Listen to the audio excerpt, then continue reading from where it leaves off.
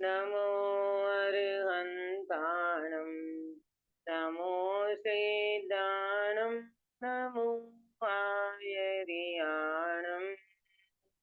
नमो वज्रायाण नमो लोये सवसाहुं। हाँ गिरीश भाई मंगलाचरण।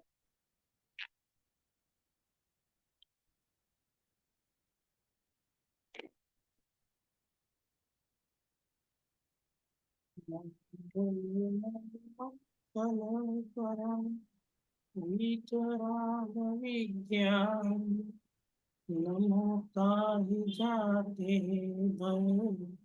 अहंतादिमहान मंगल करि हो महा ग्रंथ कर्ण पुरखान जाते मिलन समाज सब पावे निज पदरान इस भवतुर का मूल जानहु मिथ्या भाव ताको कर निर्मूल अब करिए मोक्ष उपाय ताको कर निर्मूल अब करिए मोक्ष उपाय। बहुत सुंदर मंगलाचरण आपने किया। सुबह मंगल प्रभात की मंगल वेला में हमारी चर्चा मोक्ष मार्ग प्रकाशक जी शास्त्र के अंतर्गत 7वें अधिकार में व्यवहाराभासी मिथ्या दृष्टि का स्वरूप चल रहा है और उसमें परीक्षा रहित आज्ञाधारी व्यवहाराभासी मिथ्या दृष्टि का जो स्वरूप चल रहा है उसमें पंडित साहब का कहना है कि भाई किसी भी प्रकार से परीक्षा करके धर्म को स्वीकार करो, बिना परीक्षा से कहीं पर भी ठगाए जाओगे। उसमें मूल बात पंडित साहब की ये है कि किसमें परीक्षा करना, तो बोले देव गुरु धर्म, सात तत्व और बंध और मोक्ष। ये तीन में परीक्षा अवश्य करना, क्योंकि सात तत्व के स्वरूप को समझे बिना ही जीव संसार में परिभ्रमण करता आ रहा है। देव गुरु धर्म का वास्तविक स्वरूप नहीं समझा तो ये जीव अन्य देवों में ठगाया जाता है, रागी देवों की मान्यता कर लेता है और फिर अपना ग्रहित मिथ्यात्व बढ़ा करके संसार को बढ़ा लेता है। तो वितरागी देव गुरु धर्म कौन है उसकी परीक्षा करना, सात तत्वों की परीक्षा करना। अभी तक ये जीव ने आश्रव को संवर माना है, शुभ भाव में धर्म की मान्यता की है, तो ये बिल्कुल ठीक नहीं है, क्योंकि शुभ भाव तो पुण्य बंध का कारण है और पुण्य बंध से जीव को गति मिलती है, गति का अभाव तो नहीं होता। तो गति का अभाव कैसे होगा? गति का अभाव तो शुद्ध भाव प्रकट करने से, रत्नत्रय प्रकट करने से, मोक्ष मार्ग प्रकट करने से जीव का संसार परित होगा, है ना। और बंध मार्ग और मोक्ष मार्ग, बंध और मोक्ष को भी प्रॉपर समझना पड़ेगा। जीव बंध को भी, पुण्य बंध को भी बंध, पुण्य बंध को भी अच्छा मानता है। पुण्य बंध भी अच्छी बात नहीं है। जैसे लोहे की बेड़ी और सोने की बेड़ी, बेड़ी तो आखिर बंधन है, बेड़ी से जीव मुक्त नहीं हो सकता।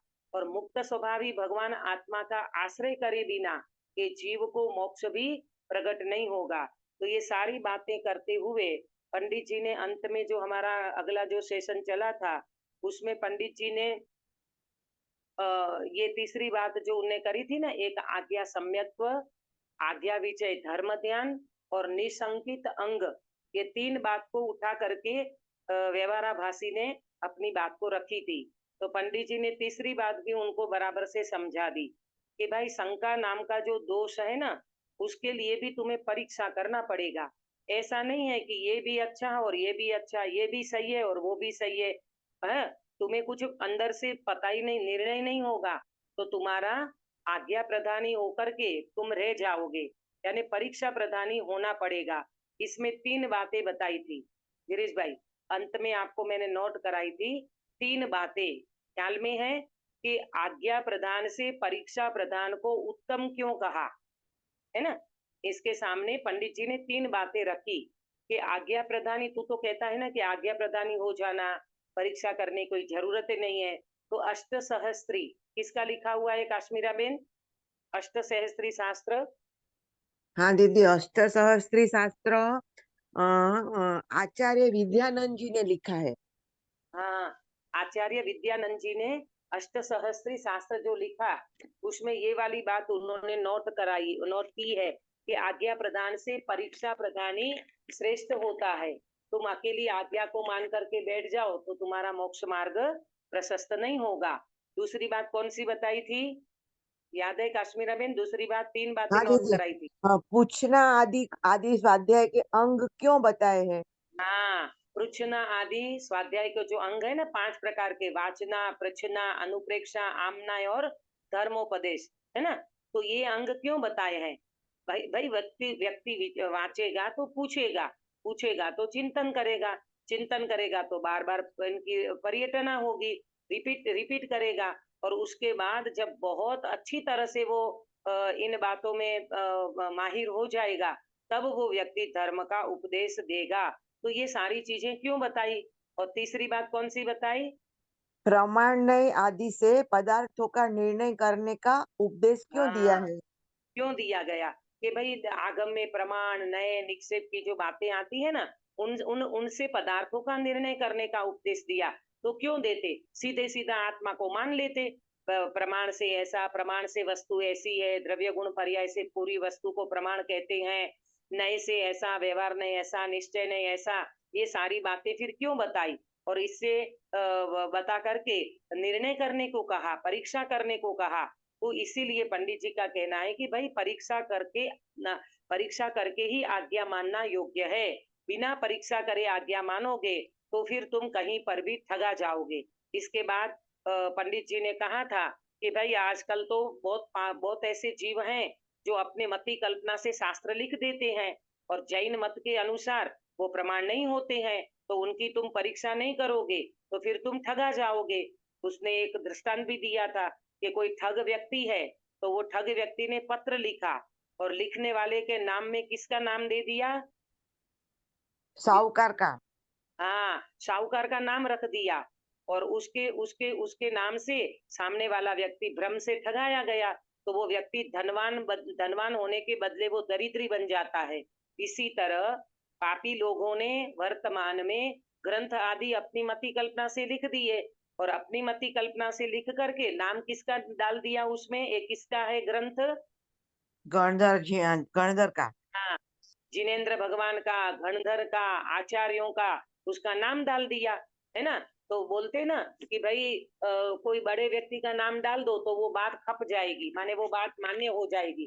तो इसी तरह से माल अंदर में खोखला, माने माल का कोई ठिकाना नहीं, और पैकिंग पे नाम डाल दिया, ये इनका इनका लिखा हुआ है, ये भगवान का है, ये गणधरों का है, ये आचार्यों का है। ऐसा भ्रम से वो व्यक्ति अगर मान लेना तो वो व्यक्ति मिथ्या दृष्टि रह जाएगा, यानी वो व्यक्ति अपने मोक्ष मार्ग में आगे नहीं बढ़ पाएगा। यहाँ तक की चर्चा हमारी हुई थी। आज हम 217 पेज पे इस चर्चा को आगे बढ़ाएंगे। अभी तक की बात आई ना सबको समझ में, है ना? हाँ, थोड़ी आवाज तेज हो सकती है क्या? आवाज आवाज नहीं आ रही है? थोड़ी मैंने धीरे तो आ रही आवाज धीरे आ रही है। है। अभी देखो, अभी आ रही है? जी, काश्मीरा बैंक की अच्छी आ रही थी, आपकी थोड़ी धीरे आ रही है। अभी आ रही है? जी जी जी जी जी। हाँ, आ रही है ना? हाँ, देखो पेज नंबर 217। तथा वह कहता है, नीचे से दूसरा पैराग्राफ, तथा वह कहता है गोमट सार में ऐसा कहा है कि सम्यक दृष्टि जीव अज्ञानी गुरु के निमित्त से झूठ भी श्रद्धान करे तो आज्ञा मानने से सम्यक दृष्टि ही है, सो यह कथन कैसे किया? अब देखो गोमट सार का रेफरेंस ये अपने पहले अधिकार में स्टार्टिंग में आया था। पहला अधिकार जब अपने पढ़ा ना उसमें भी ये वाली बात आई थी, वहां एंगल अलग था, यहाँ थोड़ा एंगल अलग है। क्या बताया? वो कहता है, कौन कहता है? व्यवहाराभासी आज्ञाधारक परीक्षा रहित जो व्यवहाराभासी है ना, वो ये बात रखता है पंडित जी के सामने। क्या बात रखी? वो ये कहता है कि गोमटसर आदि जो शास्त्र है ना, उसमें भी एक बात ऐसी आती है कि कोई सम्यक दृष्टि जीव है और सामने अज्ञानी गुरु का निमित्त है। हाँ, तो वो अज्ञानी गुरु के निमित्त से वो झूठ भी श्रद्धान कर ले ना, तो और उनकी मात्र आज्ञा मान ले, तो वो सम्यक दृष्टि है, वो मिथ्या दृष्टि नहीं है। तो ऐसा कथन क्यों आता है? प्रश्न समझ में आया? गिरीश भाई रिपीट करोगी प्रश्न को, आपको समझ में आया हो तो? सम्यक दृष्टि जीव है, सामने अज्ञानी गुरु का निमित्त है, और अज्ञानी गुरु झूठ भी अगर कोई बात करे ना, झूठ भी श्रद्धान कराए, तो उनकी आज्ञा को मान ले, तो वो व्यक्ति सम्यक दृष्टि ही बना रहता है। तो ऐसी बातें गोमट सार में भी आई है, तो क्यों आई? प्रश्न समझ में आया प्रेमलता जी? जी दीदी। है ना? क्या प्रश्न समझ में आया? अगर कोई सम्यक दृष्टि जीव है और सामने हम्म वाला अज्ञानी गुरु है, तो उनकी हम्म बात मान ले तो भी सम्यक दृष्टि बना रहता है। हाँ, तो भी वो व्यक्ति उनकी आज्ञा माने, तो भी उनका सम्यक दर्शन जाता नहीं है, वो सम्यक दृष्टि बना रहता है। तो भी ऐसी बातें क्यों आई है आगम में? अब पंडित जी उनका समाधान देते हैं। देखो, जो प्रत्यक्ष अनुमान आदि गोचर नहीं है और सूक्ष्म पने से जिनका निर्णय नहीं हो सकता, उनकी अपेक्षा ये कथन है। पंडित जी ने स्पष्ट बात बताई कि भैया, जो प्रत्यक्ष अनुमान आदि गोचर नहीं है ना, जैसे आपने बताया था, अनुमान प्रत्यक्ष अनुमान गोचर क्या नहीं है? नंदीश्वर है, अकृत्रिम चैतालय है, तो हमारे प्रत्यक्ष अनुमान गोचर नहीं है। उनको तो हमें भगवान की आज्ञा से, अगर कोई व्यक्ति कहता है तो उनकी आज्ञा से भी हम मान ले, तो हमको कोई प्रॉब्लम नहीं है। जो सूक्ष्म पने से और सूक्ष्म पने से जिनका निर्णय नहीं हो सकता, कितनी ऐसी बातें हैं जो सूक्ष्म पने से भी अपन उनका निर्णय नहीं कर सकते, तो उनकी अपेक्षा से ये कथन है। परंतु मूलभूत देव गुरु धर्म आदि तथा तत्व आदि का अन्यथा श्रद्धान होने पर तो सर्वथा सम्यक्त्व रहता नहीं है, ये निश्चय करना। पर भैया, जो देव गुरु धर्म है ना, 7 तत्व है ना, उनमें अन्यथा श्रद्धा नहीं चलेगा। देव गुरु धर्म की परीक्षा तो बराबर करना, 7 तत्वों का श्रद्धान तो प्रॉपर करना। अगर उसमें तुम कुछ गड़बड़ी करोगे तो तुम्हारा सम्यक्त्व नहीं रहेगा, सम्यक्त्व बिल्कुल चला जाएगा। आया समझ में? ये 2 बात पे इम्पोर्टेंट क्यों रखते हैं पंडित जी? इसीलिए करते हैं कि आज तक इस जीव को वितरागी देव शास्त्र गुरु की पहचान नहीं करी है। किसी को भी देव मान लिया, किसी को भी गुरु मान लिया, किसी को भी धर्म मान लिया, तो कोई भी शास्त्र को सच्चा मान लिया, तो उससे मानता है कि हमें तो धर्म हो जाएगा। और 7 तत्व में आश्रव संवर में गलती, आश्रव में गलती, बंध में गलती, मोक्ष तक की श्रद्धा नहीं है इस जीव को। मालूम, अपने 7 तत्व की अभी आएगा, और भी आएगा, इसी में भी आएगा 7 तत्व का अन्यथा श्रद्धा। अपना चौथे अधिकार में जो चल चुका ना, उसमें हमने चर्चा की थी कि वो कैसा मानता है। हाँ? मोक्ष में और स्वर्ग में कोई अंतर नहीं मानता। उनको ये लगता है जैसा मुझे स्वर्ग में सुख है ना, वैसा सुख मुझे मोक्ष में मिलेगा। अरे भैया, स्वर्ग में तो तुझे इंद्रिय सुख मिलता है, और मोक्ष में कौन सा सुख होता है? मोक्ष में सुनीता जी है क्या? मोक्ष में कौन सा सुख मिलता है जीव को, इंद्रिय की अतीन्द्रिय? हाँ, अति मोक्ष में तो अतीन्द्रिय सुख मिलता है। तुम्हें क्वालिटी का पता नहीं है, कहाँ का कंपैरिजन कहाँ कर रहे हो भैया।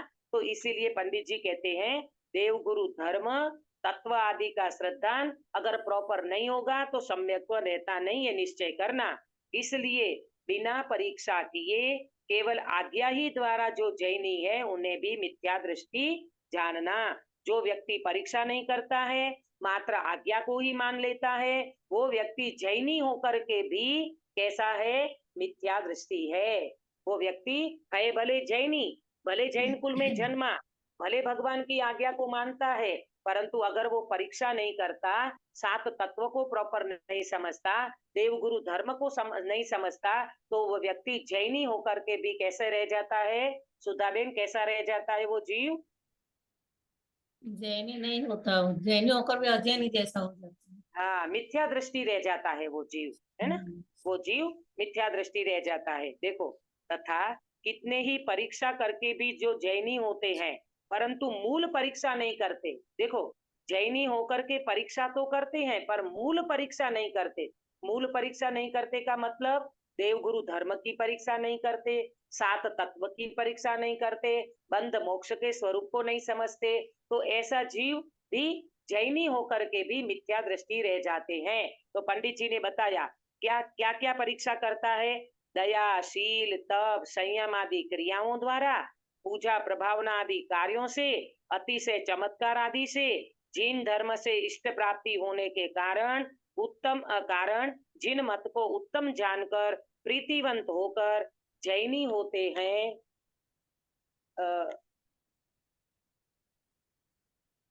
जैनी होते हैं, सो अन्य मतों में भी ये कार्य तो पाए जाते हैं। इसलिए इन लक्षणों में भी तो अति व्याप्ति पाया जाता है। अब इस चीज को जरा प्रॉपर समझना। पंडित जी कहते हैं भाई तूने परीक्षा तो करी परंतु मूल परीक्षा नहीं करी, तो फिर क्या करा, क्या क्या क्या उनको समझ में आया कि जैन में जो दया पाले, शील पाले, तप संयम आदि क्रिया करे, पूजा प्रभावना आदि कार्य करे, है ना। देखो आज भी लोगों को मालूम, जो जो व्यक्ति बहुत तपस्या करता है ना वो व्यक्ति धर्मात्मा लगता है। बहुत व्यक्ति शास्त्र का जानकार हो ना तो वो व्यक्ति भी ज्ञानी लगता है। यहाँ व्यक्ति परीक्षा नहीं कर पाता। अरे 11 अंग 9 पूर्व का पाठी भी अज्ञानी रह जाता है। बहुत तपस्या करने वाला व्यक्ति भी मिथ्या दृष्टि रह जाता है। जरूरी नहीं है मंद कसाई में कोई व्यक्ति थोक के थोक उपवास कर ले, जरूरी थोड़ी है कि वो व्यक्ति सम्यक दृष्टि और मोक्ष मार्गी हो जाएगा, कोई जरूरी नहीं है। इसलिए दया, दान, शील, तप, संयम आदि क्रियाओं को देख करके किसी को धर्मात्मा मत मान बैठना, ये कोई इनका परीक्षा करने का लक्षण नहीं है। हाँ, फिर पूजा प्रभावना आदि कार्यों से अपन बोलते ना भाई उनका तो बहुत प्रभावना का योग है, वो तो बहुत प्रभावना करते हैं, वो महात्मा जी बहुत प्रभावित है उनसे। और अदर कास्ट में भी व्यक्ति चला जाता है प्रभावना के उसमें, उनका बहुत प्रभाव है, फला बाबा का, ढिकने बाबा का बहुत प्रभाव है, बहुत प्रभावना है उनकी, बहुत लोग उनको सुनने आते हैं। अरे भैया इस तरह से ठगाए जाओगे। ये केवल वाणी का योग नहीं है, मतलब वाणी का विलास नहीं है। वाणी का विलास तो कई लोग कर लेते हैं, लोक रंजन का मार्ग थोड़ी है, ये तो आत्मा का कल्याण करने का मार्ग है। और क्या बताया, अतिशय चमत्कार आदि से। चमत्कार बहुत मिलते हैं, दुनिया पूरी चमत्कार को नमस्कार करती है। आज बहुत वैसे बाबा मिल जाएंगे आपको, हमारे यहाँ आओ हम आपको बताते हैं धर्म का क्या चमत्कार है। अरे प्रभु आपको पता नहीं है, आपको पता नहीं है कि जैन धर्म का जो चमत्कार है ना वो चमत्कार वास्तव में भगवान की विशुद्धि से होता है। जैसे तीर्थंकरों का चमत्कार, अतिशय, अतिशय क्या है, एक चमत्कार ही है। जैसे भगवान के समोसरण में एक सिंह बैठा है और एक गैया बैठी है, तो दोनों एक दूसरे को मारते नहीं है, वेर झेर भूल जाते हैं। बताओ ये भगवान के अतिशय का चमत्कार नहीं है काश्मीरा बेन?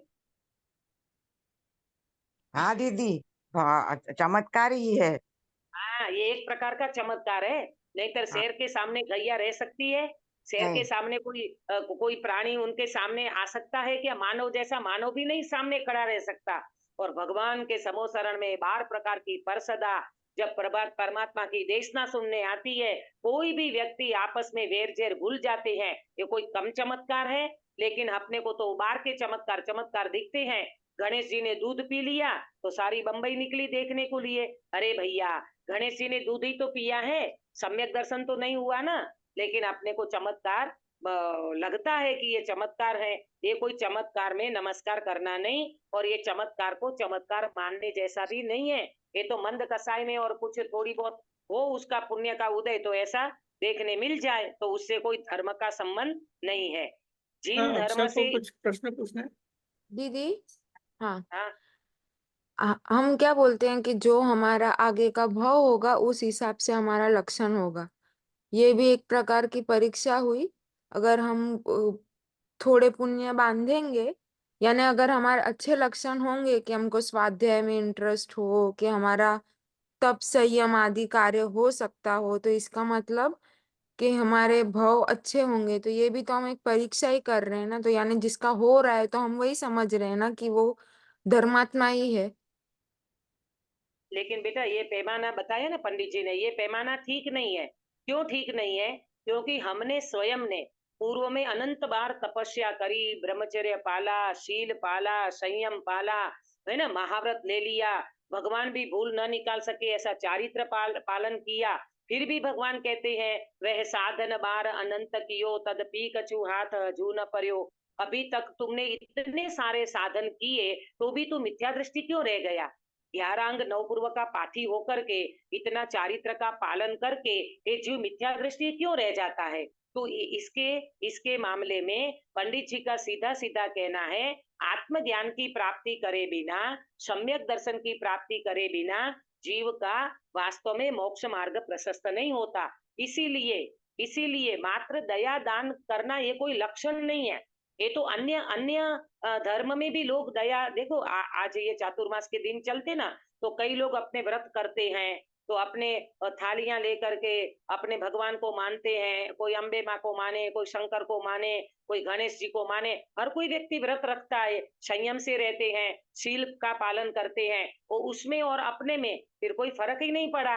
अरे जैन धर्म, जैन दर्शन, परीक्षा प्रधानी जैन दर्शन तो ये कहता है सबसे पहले तुम्हें वितरागी देव शास्त्र गुरु प्रॉपर मिलना चाहिए और 7 तत्व का श्रद्धान प्रॉपर होना चाहिए। क्यों?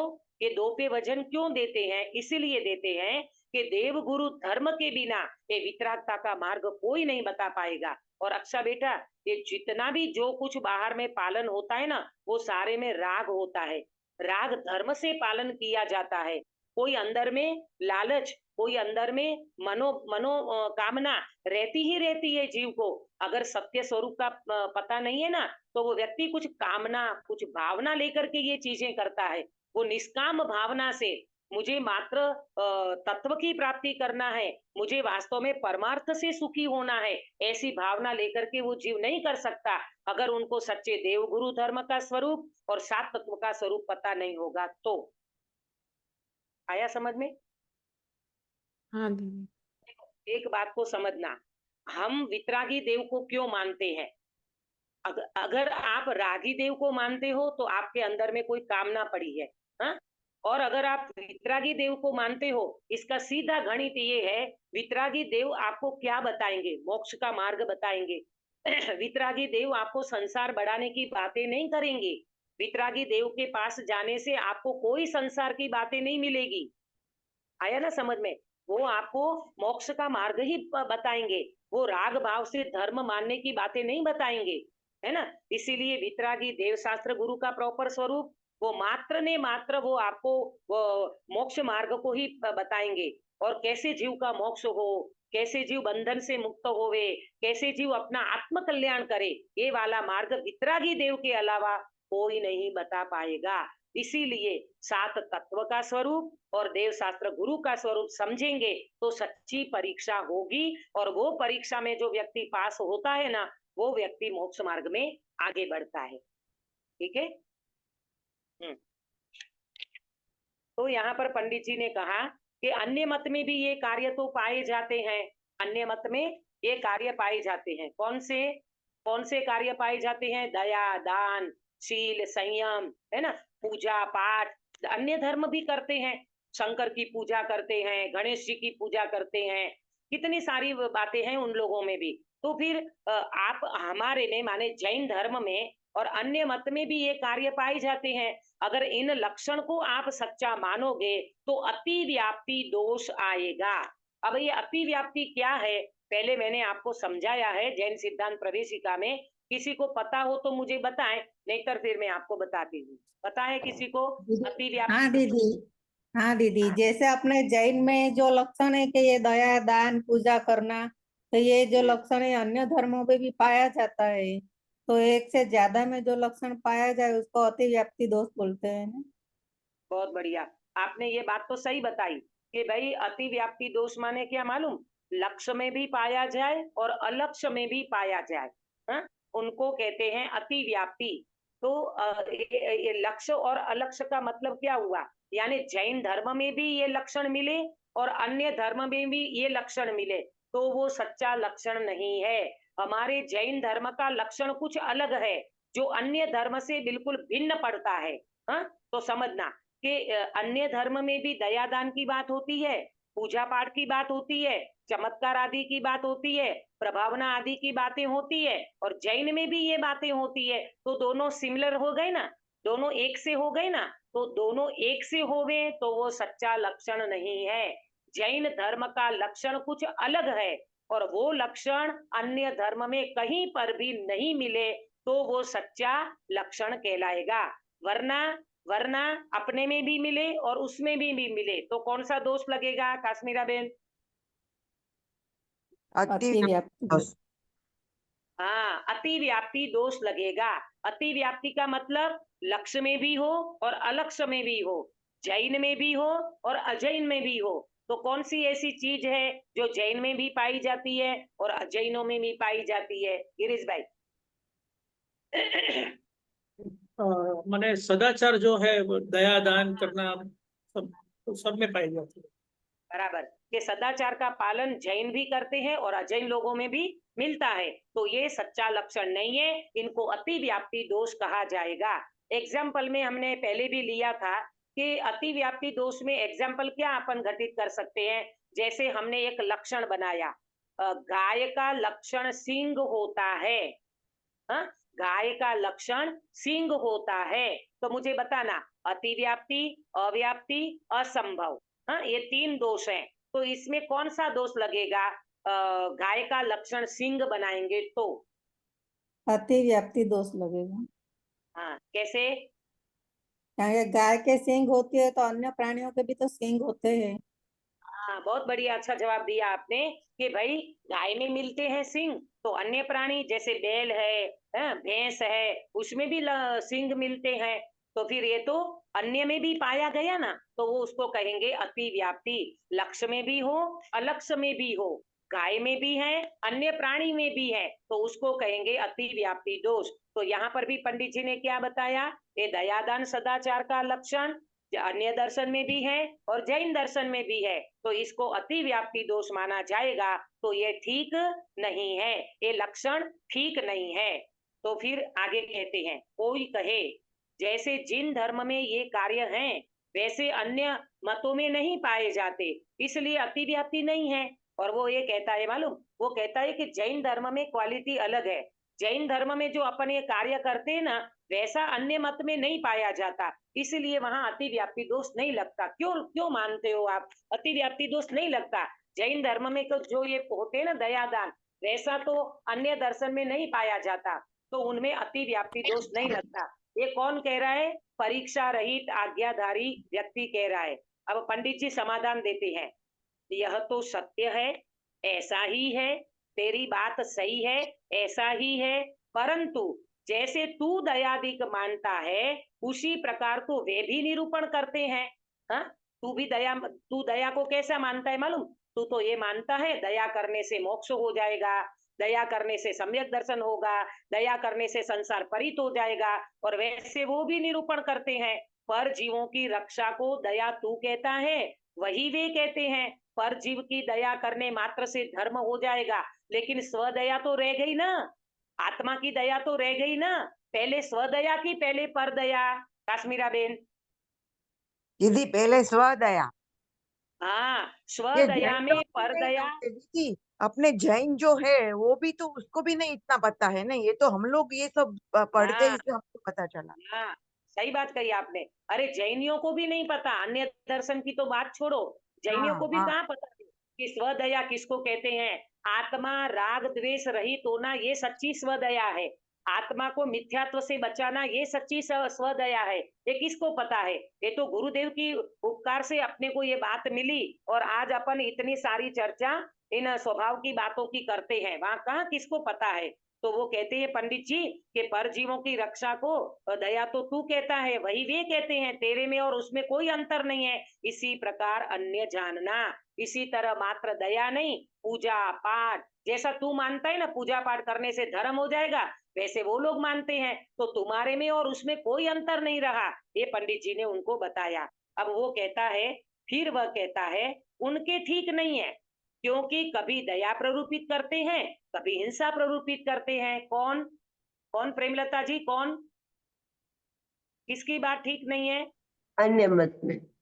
हाँ, अन्य मत में ये होता है कि भाई कभी तो वो दया की बात करते हैं, दया का निरूपण करते हैं, कभी हिंसा आदि का भी निरूपण करते हैं। जैसे अन्य दर्शन में होम हवन वगैरह होते हैं ना, तो होम हवन में तो बहुत सारी हिंसाएं होती है ना, यज्ञ वगैरह जो करते हैं उसमें तो बहुत सारी हिंसाएं होती है। तो बोले उनमें और अपने का कंपैरिजन मत करो, उनमें तो ये वाली बातें, दया वाली बात ठीक है, लेकिन उनके यहाँ यज्ञ और हिंसा आदि बहुत होता है। तो पंडित जी समाधान देते हैं, वहां दया दिक का अंश मात्र तो आया, भले पूरी बात नहीं है पर थोड़ा बहुत दया दान की बातें तो आई ना, इसलिए अति व्याप्तिपना इन लक्षणों के पाया जाता है। भाई जैसे तू दया मानता है ना, वैसी वो दया मानता है, तो एक अंश तो तुम्हारा और उनका मिला ना, इसीलिए वो बात अति व्याप्ति में चली जाएगी। ये लक्षण बिल्कुल ठीक नहीं है, इनके द्वारा सच्ची परीक्षा होती नहीं, इनके द्वारा क्या नहीं होगा, सच्ची परीक्षा नहीं होती है, ये पंडित जी ने बताया। तो कैसे होती है, तो वो पूछता है कि भाई कैसे होती है सच्ची परीक्षा, तो पंडित जी देखना अब क्या बता रहे हैं। जिन धर्म में सम्यक दर्शन ज्ञान चारित्र को मोक्ष मार्ग कहा है, मोक्ष मार्ग जैन दर्शन में किसको बोला, तत्वार सूत्र का पहला सूत्र, किरण बेन, तत्वार सूत्र का पहला सूत्र कौन सा है, सम्यक दर्शन मोक्ष मार्ग नहीं दर्शन ज्ञान चारित्र, सॉरी सम्यक दर्शन ज्ञान चारित्र ज्ञान चारित्राणि मोक्ष मार्ग जी। हाँ, पहला सूत्र कौन सा, सम्यक दर्शन ज्ञान चारित्राणि मोक्ष मार्ग। तत्वार सूत्र का पहला सूत्र है कि सम्यक दर्शन का लक्षण क्या है, सम्यक दर्शन का लक्षण सम्यक दर्शन, सम्यक ज्ञान, सम्यक चारित्र, ये तीनों को मोक्ष मार्ग कहते हैं। मोक्ष मार्ग रत्न त्रय के बिना शुरू नहीं होता है, वहां सच्चे देवादिक का जीवादिक का श्रद्धान करने से सम्यक तो होता है, वे उनको जानने से सम्यक ज्ञान होता है, और वास्तव में रागादिक मिटने पर सम्यक चारित्र होता है। पंडित जी ने समझाया कि भाई जिन धर्म में तो सबसे पहले, जिन धर्म में सबसे पहले मोक्ष मार्ग किसको कहा, तो बोले सम्यक दर्शन, सम्यक ज्ञान और सम्यक चारित्र। सम्यक दर्शन का मतलब साचे सच्चा देव शास्त्र गुरु और जीवादिक का सच्चा श्रद्धान करना, ये है सम्यक दर्शन, और उनको जानना उसका नाम है सम्यक ज्ञान, और उसको प्राप्त करने पर रागादि मिट जाए उसका नाम है सम्यक चारित्र। सो इनके स्वरूप का जैसा जिन मत में निरूपण किया है वैसा अन्यत्र कहीं नहीं किया।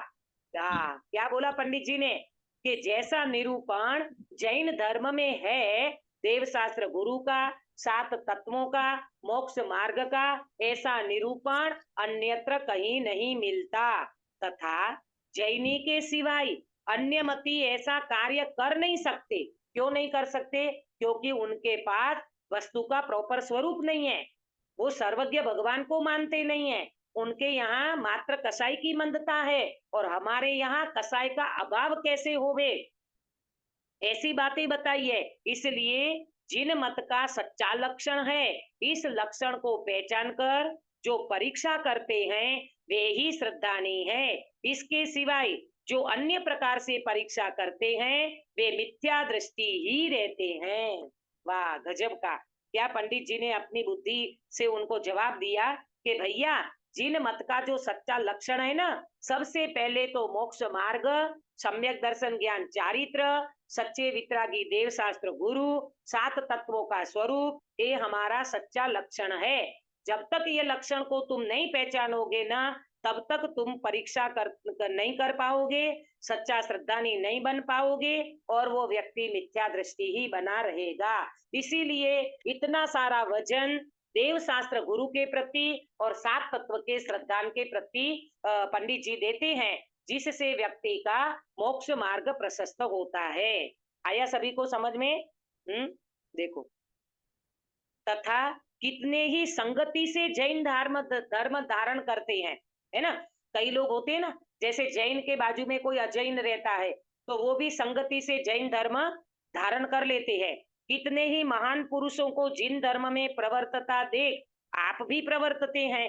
कोई बड़े बड़े महापुरुष होते हैं, वो जिन धर्म का प्रवर्तन करते हैं, उनको देख करके हम भी उनका प्रवर्तन करने लगते हैं। और कितने देखा देखी जिन धर्म की शुद्ध या अशुद्ध क्रियाओं में प्रवर्तते हैं, देखा देखी। वो करते हैं तो अपन कर लो, वो जाते हैं मंदिर तो अपन चले जाओ, वो धर्म करते हैं तो अपन भी धर्म कर लो, वो उपवास आदि करते हैं तो अपन भी कर लो। ये देखा देखी वाला धर्म, अता पत्ता कुछ नहीं है जैन धर्म का, पत्ता कुछ भी नहीं है स्वरूप का, लेकिन वो क्रिया देखा देखी से वो क्रियाओं में लग जाता है। इत्यादि अनेक प्रकार के जीव आप विचार कर, माने स्वयं का विचार कर, जिन धर्म का रहस्य नहीं पहचानते, वो जीव अपने स्वरूप को नहीं समझता, अपने स्वरूप का विचार नहीं करता, जिन धर्म का रहस्य नहीं पहचानता और जैनी नाम धारण करते हैं। बोलो, अब अपने को जब तक गुरुदेव श्री का यह तत्व ज्ञान नहीं मिला था, तो हम भी तो जैनी नाम धारण करते थे ना, और जैनी बन करके देखा देखी वाला धर्म कोई करता है तो उसके उसके हिसाब से, कोई किसी के प्रभाव के हिसाब से, अथवा तो कुल धर्म के हिसाब से हम धर्म करते थे।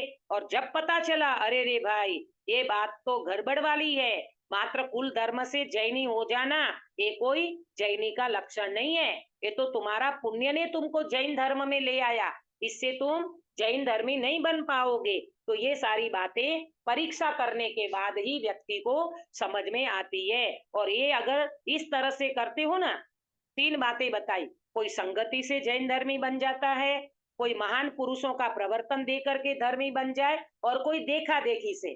3 बात को रिपीट करोगे अक्षा बेटा? कोई संगति से जैन बन जाए, कोई देखा देखी से जैन बन जाए, और कोई महापुरुष को देख के जैन बन जाए। करके जैन बन जाए, लेकिन खुद हाँ परीक्षा न करे, है ना, खुद हाँ परीक्षा न करे, तो वो व्यक्ति मिथ्या दृष्टि बना रहेगा, वो व्यक्ति सम्यक दर्शन को नहीं प्राप्त कर पाएगा। तो देखो पंडित जी अंत में बताते हैं, इतना तो है, अब पंडित जी कह रहे इतना तो है कि जिन मत में पाप की प्रवृत्ति विशेष नहीं हो सकती। देखो, अन्य दर्शन और अपना जैन दर्शन में, अन्य दर्शन में पाप ज्यादा करते हैं और पुण्य कम। अन्य दर्शन वाले क्या करते मालूम, जैसे व्रत नियम भी करेंगे ना तो फरारी करेंगे, हाँ, उपवास करेंगे ना तो फरारी उपवास करेंगे, तो फरारी में आलू की चिप्स खाएंगे, हैं, आलू को उबालेंगे, हैं, और बहुत सारे फरारी में साबूदाने की खिचड़ी वगैरह खाते हैं, तो उनमें हिंसा ज्यादा होती है। अरे आलू के तो एक जरा से उसमें अनंत जीव राशि भगवान ने बताई है। तो पंडित जी ये बता रहे हैं कि जिन मत में जो पाप की प्रवृत्ति है ना, वो पाप की प्रवृत्ति ज्यादा नहीं है। हमारे जैनी अगर उपवास करेंगे ना तो मात्र गर्म पानी पीवेंगे, और वो लोग उपवास करेंगे तो फरारी करेंगे, और फरारी में बहुत सारी चीजें हिंसा वाली खाएंगे, तो ये ठीक नहीं है। और पुण्य के निमित्त बहुत है, अपने यहाँ पुण्य बांधने का निमित्त बहुत मिलता है। देखो, मंद कसाय से व्यक्ति पुण्य बांधता है, तीव्र कसाय से व्यक्ति पाप बांधता है, और कसाय का अभाव करके धर्म करता है, धर्म होता है। ठीक है, तो यहाँ पुण्य का निमित्त बहुत है जैनियों को, तथा सच्चे मोक्ष मार्ग के कारण भी वहां बने रहते हैं। वहां माने कहा अंकित भैया, सच्चे मोक्ष के कारण भी वहां बने रहते हैं, वहां माने कहा जैन धर्म में। हाँ, बहुत बढ़िया, जैन धर्म में। देखो देखो, हम जैन कुल में जन्मे ना अक्षा बेटा, तो आज हमें सच्चा वितराग मार्ग मिला, आज हमें सच्ची आत्मा की बात सुनने मिली, आज हमें प्रॉपर मोक्ष मार्ग सुनने मिला। अगर हम अजैनों में जन्म लेते, मोमेडियम में हमारा जन्म हो जाता, तो क्या हमें ये सारी चीजें मिलती? हाँ, नहीं नहीं। हाँ, चांस ही नहीं था, बिल्कुल कल्पना ही नहीं कर सकते। और अभी अभी मैं बंबई गई थी ना, तो किसी ने मुझे बताया कि हमारे अपने समाज की, वागड़ समाज की एक और लड़की ने मोमेडियन से शादी कर ली।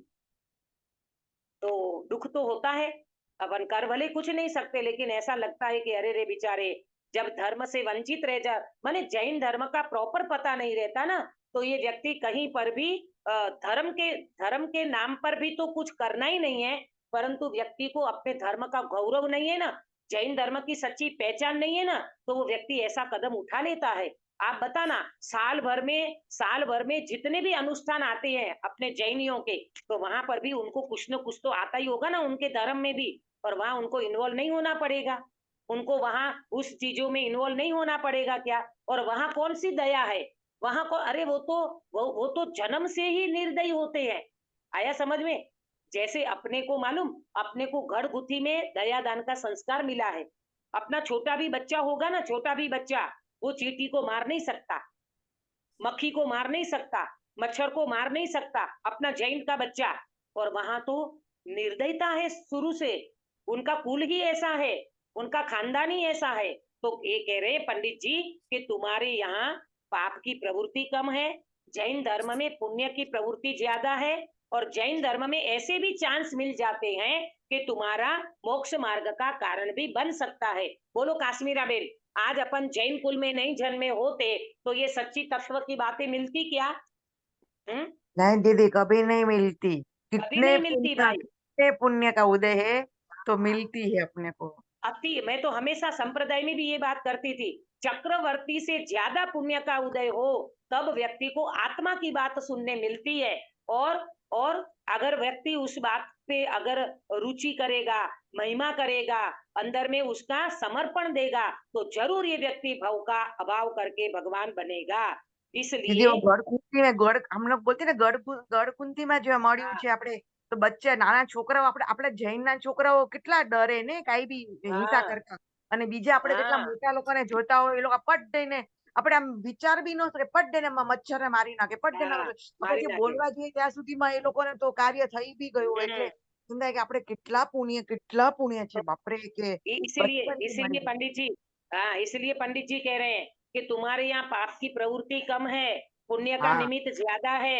और जब तुम्हें सच्ची बात मिल गई ना, जब तुम्हें अच्छी बात मिल गई, सच्ची बात मिल गई, प्रॉपर मोक्ष का मार्ग मिल गया, वितरागी देव शास्त्र गुरु का योग मिल गया है, सच्चा धर्म मिल गया, तो अब तो तुम्हारा मोक्ष मार्ग बनने का चांस बन गया। इसलिए जो कुल आदि से भी जैनी है, वे भी औरों से तो भले ही हैं।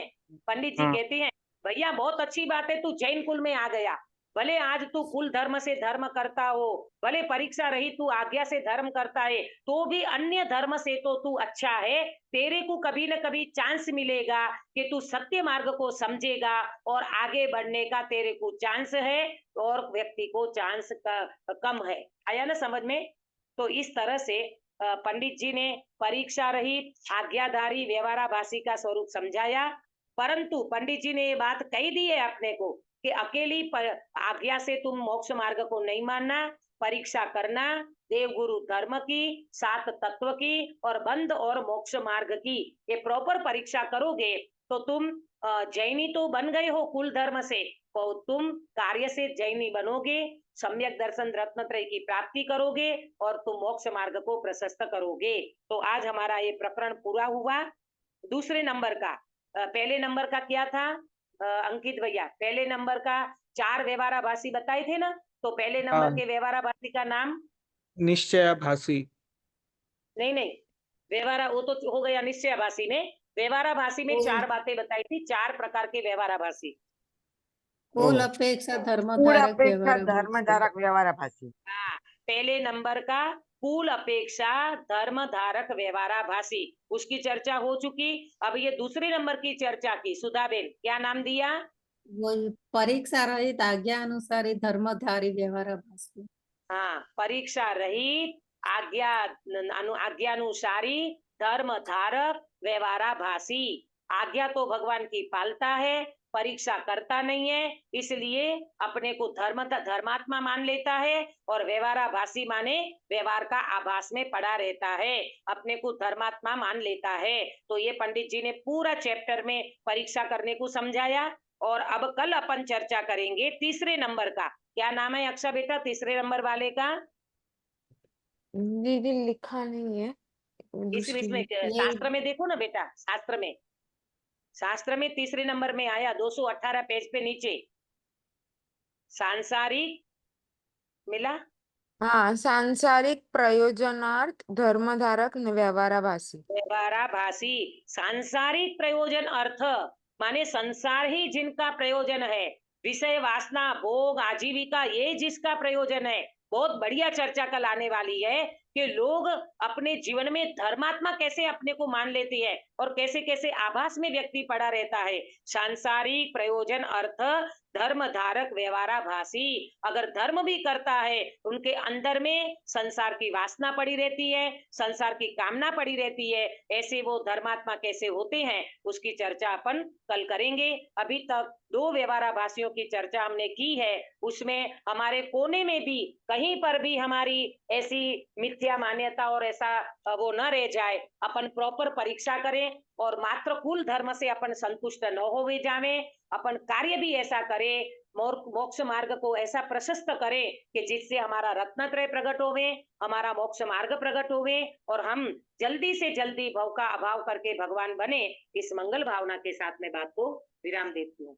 निज निधि निज में बताई यह अनंत उपकार है, इसके लिए जिन वाणी माँ को वंदना सतवार है, वंदना सतवार है। अक्षा बेटा कायो सर कराओगे? जी दीदी। नमो अरिहंताणम, नमो सीताणम, नमो आयर्याणम, नमो उवज्जाणम, नमो लोये सव साहुणम। नमो अरिहंताणम, नमो सीताणम, नमो आयर्याणम, नमो उवज्जाणम, नमो लोये सव साहुणम। नमो अरिहंताणम, नमो सीताणम, नमो आयर्याणम, नमो उवज्जाणम, नमो लोये सव साहुणम। नमो अरिहंताणम, नमो सीताणम, नमो आयर्याणम, नमो उवज्जाणम, नमो लोये सव साहुणम। नमो अरिहंताणम, नमो सीताणम, नमो आयर्याणम, नमो उवज्जाणम, नमो लोये सव साहुणम। नमो अरिहंताणम, नमो सीताणम, नमो आयर्याणम, नमो उवज्जाणम, नमो लोये सव साहुणम। नमो अरिहंताणम, नमो सीताणम, नमो आयर्याणम, नमो उवज्जाणम, नमो लोये सव साहुणम। नमो अरिहंताणम, नमो सीताणम, नमो उवज्जाणम, नमो आयर्याणम, नमो उवज्जाणम, नमो लोये सव साहुणम। नमो अरिहंताणम, नमो सीताणम, नमो आयर्याणम, नमो उवज्जाणम, नमो लोये सव साहुणम। बोलो अंतर्मुख मुद्राधारी सर्व जिनेन्द्र भगवान की जय हो। नित्य बोधिनी द्वादशांगमय जिनवाणी माता की जय हो। 3 कम 9 करोड़ सर्वे वितरागी महामुनि राजों की जय हो। परम हिंसामय वितरागी जैन धर्म की जय जय हो। हो। सभी को जय जिनेन्द्र। जय जय जिनेन्द्र।